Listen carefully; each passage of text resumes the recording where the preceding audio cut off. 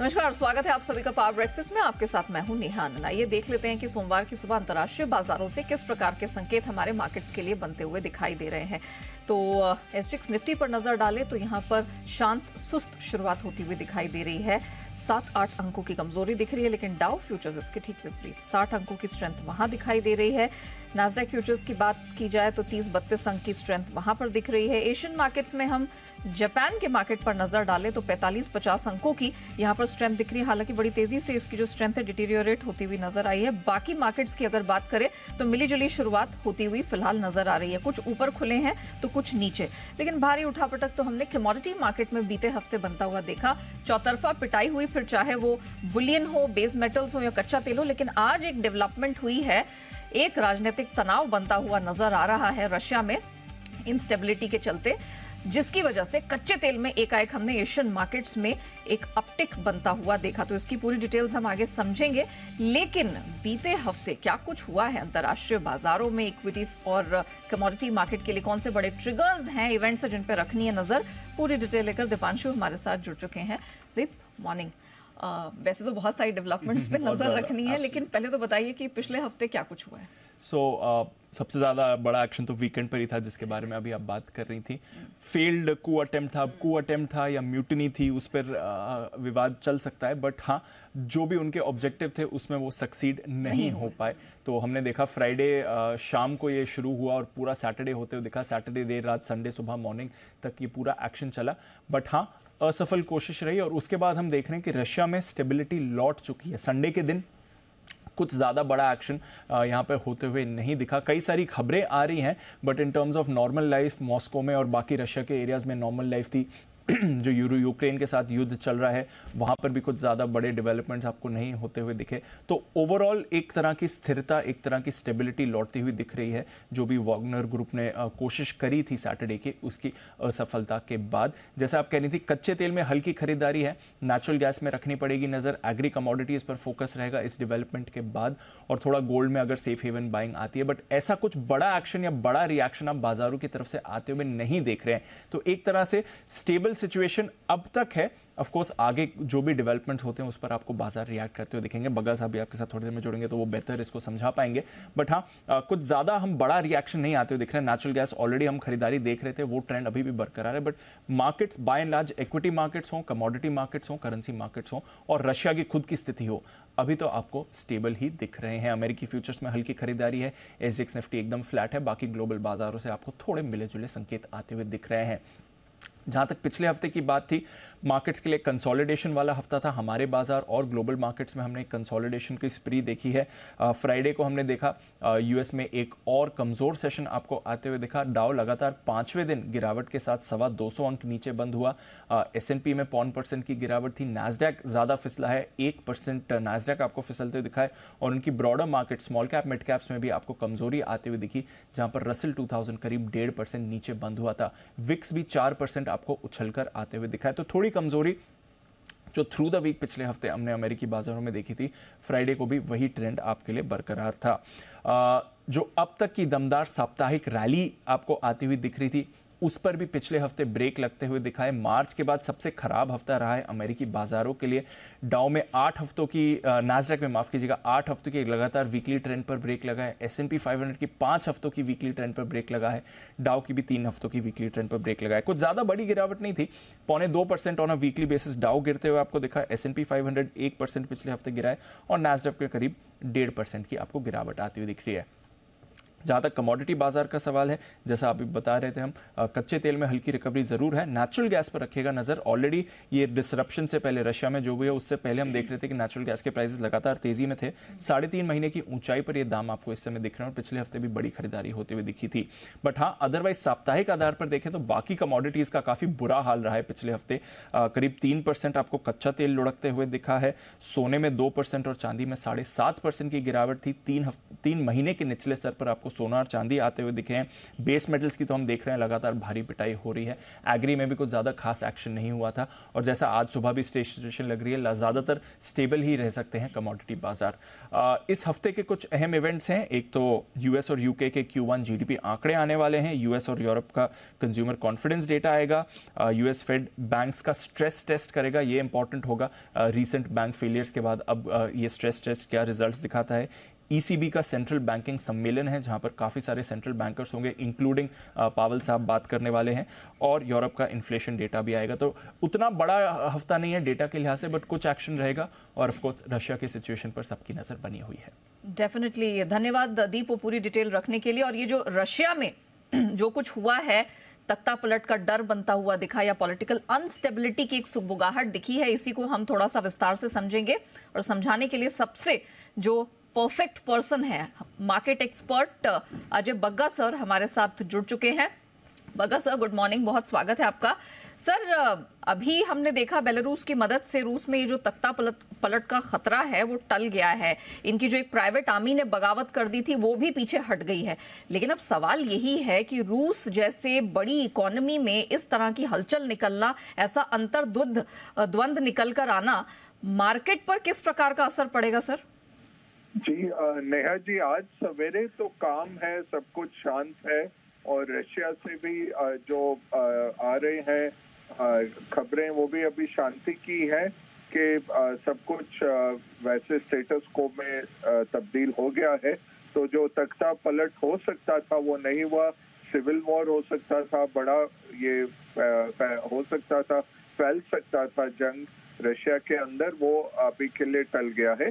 अब इसके क्या कॉजेज थे और इसका इतनी जल्दी से निवारण कैसे हुआ, इस पे अब वेट करेंगे कि अंदर की खबर निकल के आए। बट अभी हमें यही देखना है कि मार्केट्स काम है। ये जरूर एक रिस्क रहता है जब आप ऐसे भाड़े की एक सेना बनाते हैं और जो ज्यादातर जिसमें जो सम्मिलित लोग हैं वो जेलों से निकले हुए लोग हैं, जिनको एमनेस्टी दी गई कि अगर आप 6 महीने लड़ाई करेंगे देश के लिए तो आपको माफी दी जाएगी। तो इस तरह के लोग थे और उन्होंने तख्ता पलट करने की कोशिश की। क्या इसमें पॉस्चरिंग थी, क्या पुतिन का इसमें रवैया था, पुतिन कहाँ है? जो उनका फ्राइडे को वीडियो आया उसके बाद पुतिन पब्लिक में फिर से नहीं आए, तो ये सब प्रश्न चिन्ह है। बट अभी शांति है, तो आज मार्केट्स के ऊपर इसका ज्यादा प्रभाव नहीं रहेगा नेहा। ओके, धन्यवाद सर हमारे साथ जुड़ने के लिए और ये पूरी डिटेल रखने के लिए। तो एक बड़ी डेवलपमेंट जरूर ओवर द वीकेंड हुई, लेकिन अभी मामला कुछ शांत नजर आ रहा है, लेकिन उस पर हमारी नजर बनी रहेगी। और आपको बता दें कि अजय बग्गा सर आज हमारे साथ आगे भी जुड़ेंगे 9:45 बजे। जी हाँ, 9:45 पर बग्गा सर हमारे साथ जुड़ेंगे। सिर्फ इसी मुद्दे पर नहीं, और भी बहुत सारे अंतर्राष्ट्रीय मुद्दे हैं। अर्थव्यवस्था का किस प्रकार का हाल है, इन सारे मुद्दों पर अजय बग्गा सर से आगे भी दिन के दौरान आज बात होती रहेगी। लेकिन आइए आगे बढ़ते हैं। आज सुबह जिस तरह के ग्लोबल संकेत मिल रहे हैं और जिस तरह के क्यूज पर अब इस पूरे हफ्ते नजर रहेगी, उन सब के बीच हमारे मार्केट कैसे रिएक्ट करेंगे, किस प्रकार की रणनीति आपको अपनानी है, इन सब पर बात करने के लिए जी बिजनेस के मैनेजिंग एडिटर अनिल सिंह भी हमारे साथ जुड़ चुके हैं।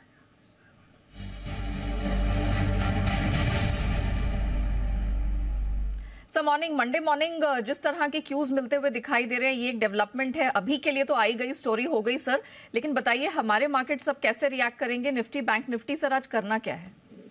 Good morning Neha. देखिए, संकेत तो थोड़ी कमजोरी के ही है। पूरा हफ्ता पिछला वाला अमेरिकी बाजारों के लिए कमजोर रहा। कमोवेश 5 के 5 दिन अमेरिकी बाजार कमजोर रहे।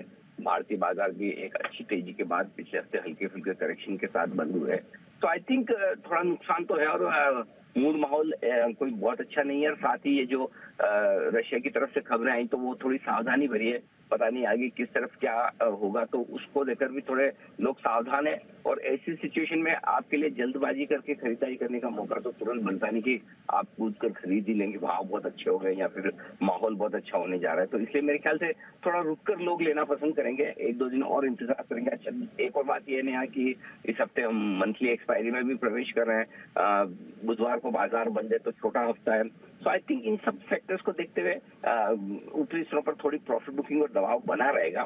हालांकि ट्रेड दोनों तरफ से होंगे, ऐसा नहीं कि कोई मार्केट एकदम से गिर जाएगा, बिल्कुल ही बहुत खराब हो जाएगा, लेकिन तुरंत और बड़ी खरीदारी आती हुई फिलहाल मिसिंग दिखती है। तो आपको इम्पोर्टेंट सपोर्ट लेवल के आसपास खरीदना है, न कि पहले सपोर्ट लेवल पर। तो अच्छे लेवल के आसपास आए तब मूड बनाइए खरीदारी का, और ऊपरी स्तरों पर थोड़ी थोड़ी प्रॉफिट बुकिंग करते चलिए। एक बार जहां भी हल्के हो वापस नीचे ले लीजिए।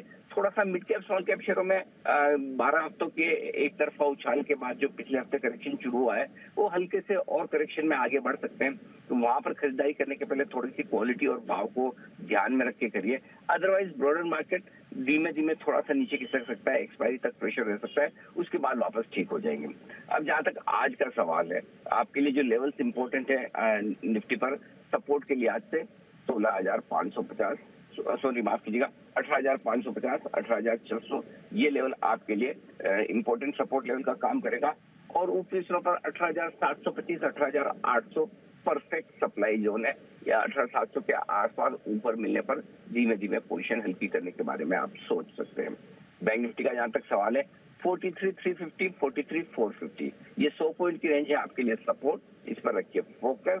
और ऊपरी स्तरों पर 43,825, 43,975 ये 150 पॉइंट की रेंज है, परफेक्ट सप्लाई जोन, जहां पर आपको प्रॉफिट बुकिंग और बिकवाली सब कुछ करना चाहिए। तो बस शांत खुलने के बाद पहले अगर थोड़ा ऊपर मिल जाए तो वहां पर पोजीशन हल्की करने की कोशिश करें, अगर नीचे आ जाए तो इंपॉर्टेंट सपोर्ट लेवल के आसपास थोड़ी बहुत खरीदारी कर सकते हैं। जी, वैलिड पॉइंट सर, धन्यवाद दर्शकों को एग्जैक्टली बताने के लिए कि आज उन्हें करना क्या है। तो ऑफ कोर्स इंटरनेशनल मार्केट पर और डेवलपमेंट पर तो नजर हमारी रहेगी, लेकिन आपको ध्यान रखना है कि इंपॉर्टेंट सपोर्ट लेवल पर एंट्री करनी, जैसा कि सर की हिदायत है। निफ्टी 18,550, 600 सहारा देने वाली महत्वपूर्ण बैंड होगी, 18,725, 800 यहां पर रुकावट झेल सकता है निफ्टी। बैंक निफ्टी 43,350, 450 की सपोर्ट रेंज और 43,825 से 975 ये इसकी रेजिस्टेंस बैंड हो गया। और सर ने क्लियरली कहा है कि अगर अपर साइड की तरफ खुले तो आपको थोड़ा मुनाफा वसूली का मौका है, वो गंवाना नहीं चाहिए, और बिकवाली के मौके भी आपको ये रेजिस्टेंस बैंड पे दोनों इंडेक्सेस पर मिलेंगे। आइए अब जान लेते हैं कि खबरों के दम पर किन स्टॉक सेक्टर्स में दिखेगा एक्शन। वरुण हमारे साथ पूरी डिटेल लेकर जुड़ चुके हैं। वरुण, मॉर्निंग, बताइए महत्वपूर्ण ट्रिगर्स कौन से हैं और खबरों के दम पर कहाँ कहाँ एक्शन दिखने वाला है? डेफिनेटली, तो काफ़ी सारे ट्रिगर्स है मॉर्निंग नया, और काफ़ी सारी खबरें जिसका इंपैक्ट देखने मिलेगा। उसमें सबसे पहले तो जी एंटरटेनमेंट पे आपको नज़र रखनी है, क्योंकि सैट में आज फिर से सुनवाई है, तो इस स्टॉक पे आप खास कर नज़र रखिएगा। सिटी यूनियन बैंक बोर्ड की बैठक है, पूंजी जुटाने पे विचार करने वाले हैं। इसके अलावा काफ़ी सारी एजीएम्स जो है वो अब शुरू हो चुकी है। HUL, HDFC, AMC और टाटा केमिकल्स की एजीएम है, तो इन स्टॉक्स पे नज़र रखिएगा। GHCL टेक्सटाइल्स ये ट्रेड टू ट्रेड से अब रोलिंग सेटलमेंट में ट्रांसफर होगा, तो यहाँ पे आपको नजर रखनी है। केफिन टेक्नोलॉजीज प्री IPO आज खुलने वाला है, प्री IPO लॉक इन जो है वो खत्म हो रहा है। इसके अलावा जो ब्लॉक डील के बाद फुटसी में फ्लोज जो है उसका एडजस्टमेंट होना है आज की ओपनिंग से। काफ़ी सारे स्टॉक्स है जैसे कि HDFC, AMC, Shriram finance, Timken India, इन स्टॉक्स में इनफ्लोस आ सकते हैं। एक्सडेट टाटा कम्युनिकेशन 21 रुपये प्रति शेयर के डिविडेंड की।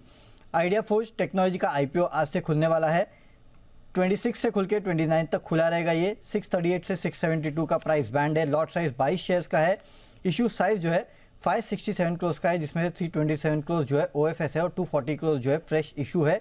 एंकर इन्वेस्टर से इन्होंने करीब 255 करोड़ जुटा लिए हैं, जिसमें नोमुरा फंड है, गोल्डमैन है, मीराई एसेट है, ICICI pro, HDFC mutual fund, HSBC, ये तमाम फंड्स जो है वो शामिल है।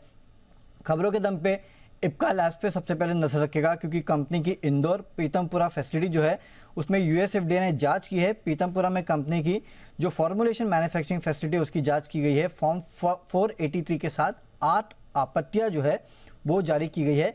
15 से 13 जून के बीच में ये जांच हुई थी। ICICI बैंक ICICI सिक्योरिटीज पे नजर रखेगा, क्योंकि 29 जून को बोर्ड की बैठक है जहां पे ICICI सिक्योरिटीज के डीलिस्टिंग के प्रस्ताव पे विचार करने वाले हैं। ICICI बैंक के साथ जो स्कीम ऑफ अरेंजमेंट है उसके चलते डीलिस्टिंग पे विचार करेंगे।